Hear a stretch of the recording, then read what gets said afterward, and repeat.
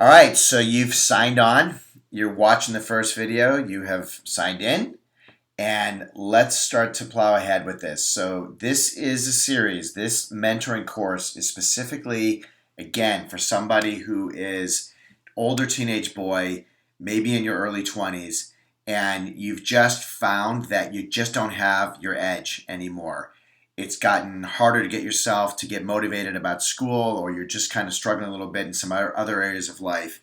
And I'm just going to give you sort of an overview of what's coming with this. If you've signed up for this, you're either struggling with something to do with school and education, your social world, either it's just not happening or it's gotten overwhelming for you.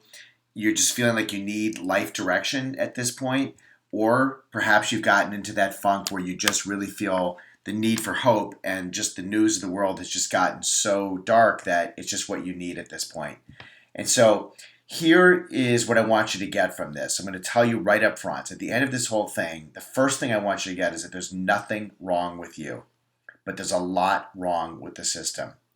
And the first video is just going to be the history of schools. And you need to understand this because it has been influencing your life since before you were old enough to even know that you had a choice. Most people, most parents, most adults don't understand it. You're going to know more about it after the next 15 minutes than probably 98% of the population. The second video is going to be about the emergence of this AP curriculum, or the college prep school model where inspiration goes to die.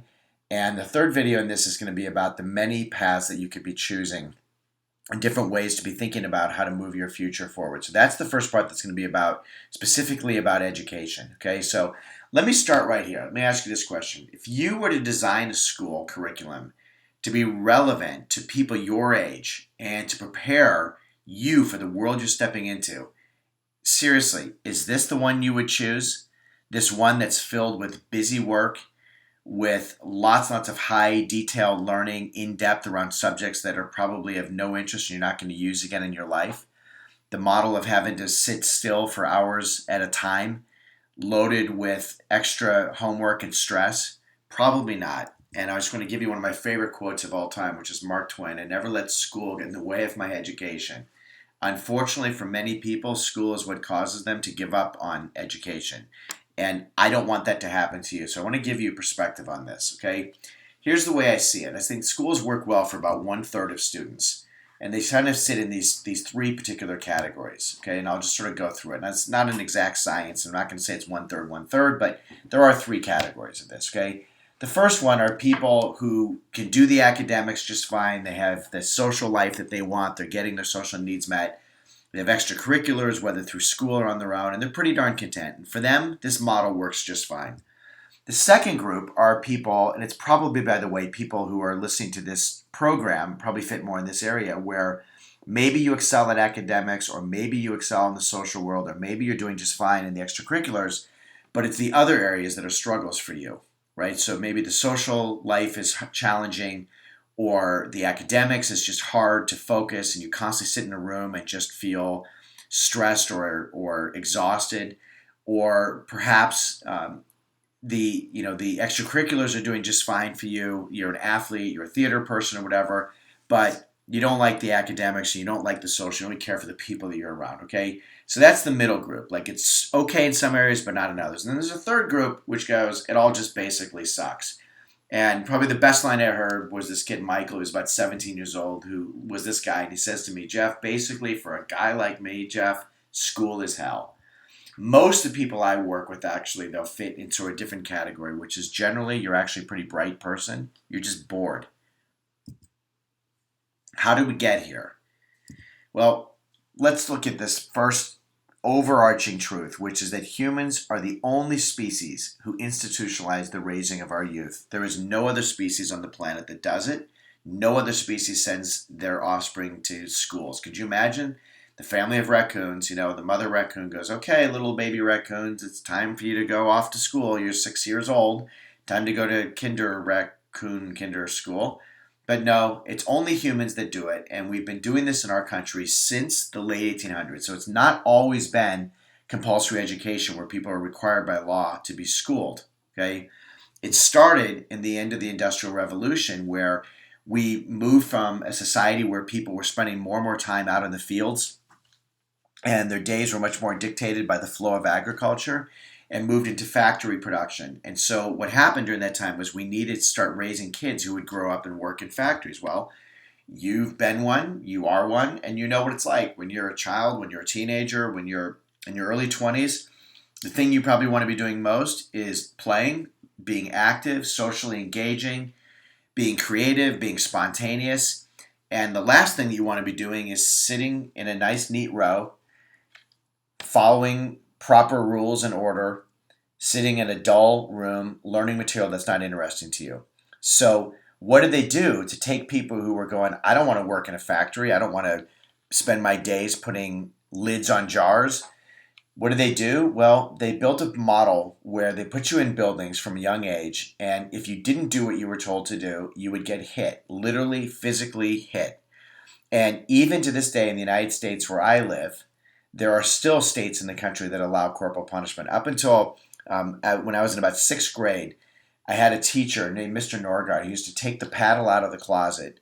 And if a kid got, talked back to the teacher or showed up with their homework not done or, misbehaved or whatever, would take him out in the hallway, swat the kid, and we'd all just like wince. And we basically just learned, don't talk back. Don't try to make jokes. Do what you're supposed to do. Don't talk out of order because we didn't get a hit. And every now and again, he would just take the pad out of the closet and he'd wave it around. He would go, the Board of Education, the Board of Education. And quite literally, this is how early schools were in this country. And the whole model was not designed to teach people to read, write, and think. It was designed to teach them to follow rules and be compliant. Otherwise, you're going to get hurt, you're going to be humiliated. And the end result was they raised a generation of children who grew up and did what they were told to do. And they took the spirit that was wild and excited about life and basically beat the crap out of it to turn it into people who would stay in assembly lines in factories. So early 20th century education, schooling, in America at least, was about entraining compliance. And so the entire model, putting rows in nice, neat order, telling you to write your name in the upper right corner and put your date here and write in this color of ink and do this way and do it this way, had nothing to do with training intellect. It was all about teaching you there's a right way and a wrong way. And if you do it the wrong way, you're going to get hit. Well, that lasted for about 50, 60 years until 1957 when the Russians launched the Sputnik. And when the Russians launched the Sputnik, the first satellite to go into outer space, Americans were like, oh shit, they're up there, they got weapons and guns and missiles and they can destroy us. And so this panic movement happened in education where instead of saying we need factory workers, what we needed were to identify the people who could become scientists, engineers, innovators, people who were going to protect us from the evil empire of the Soviet Union.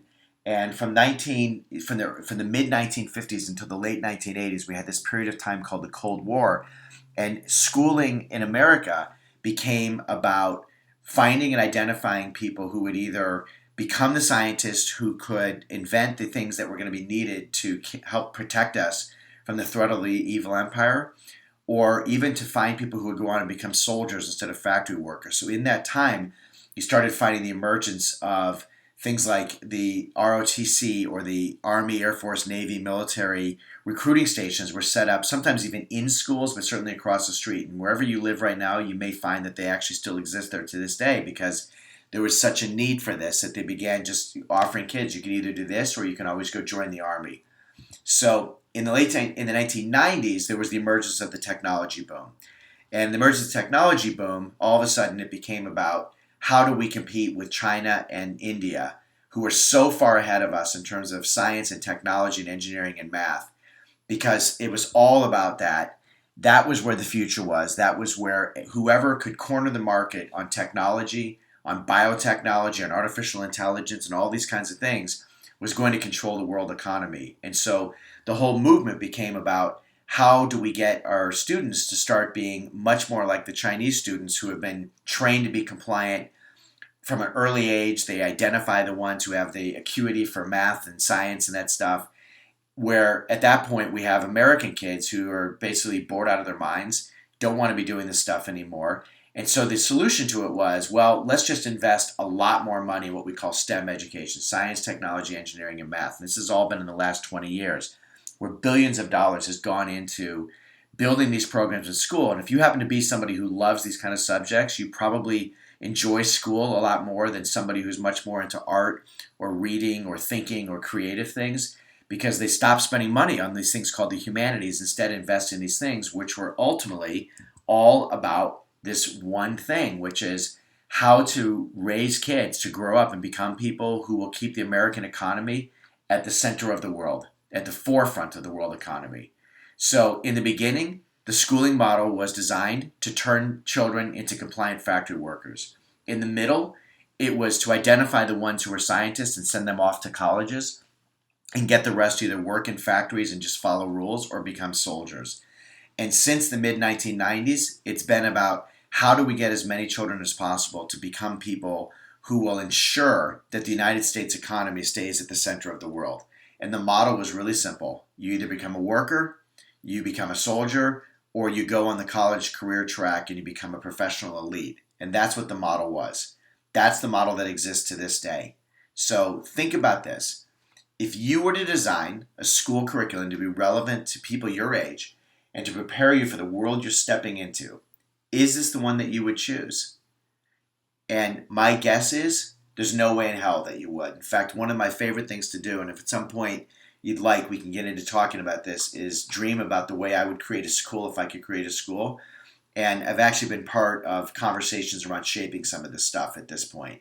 Because you see, nowhere in that agenda is there the agenda to help you identify your individual strengths, cultivate those strengths, cultivate your talents, build your capacity to be able to push through challenges, to learn how to educate yourself, become self-educated around things that you really want to be able to do and accomplish in your life, how to be able to be financially successful, how to manage. No one ever teaches stuff like this, okay? So if you're at this point in your life where you're going, yeah, but what about me? This education, this schooling, it's busy work, it's stressful, it doesn't speak to me. You need to understand there is nothing wrong with you. There's nothing whatsoever wrong with you, but there's a lot wrong with the system.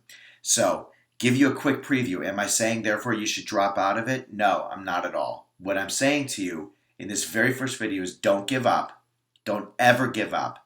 And what we're going to be teaching you how to do is how to stop being used by the system and instead take control of it to learn how to use it to your advantage.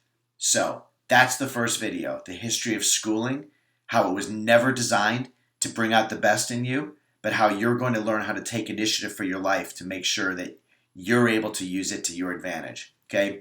The next video that's going to come up is going to get into much more depth around what happened that we became so obsessed with this AP college preparatory curriculum and how that's basically sucking out the soul of about 2/3 of the people in America.